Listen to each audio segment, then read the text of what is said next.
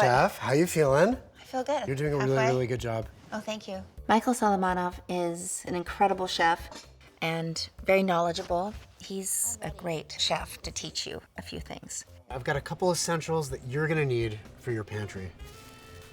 Za'atar spice.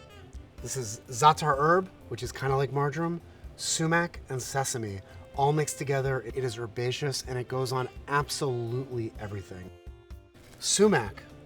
It is the ultimate sour. It is fresh. It is delicious. And what's cool about it is that it adds sour without acidity, which means that you can like cover a piece of like fish with it and it'll still be raw, but be really, really flavored like nicely.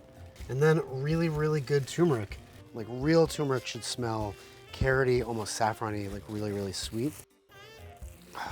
Good on absolutely everything. I can't like believe he's got barberries here. Nature Sour Patch Kids, they're like so good.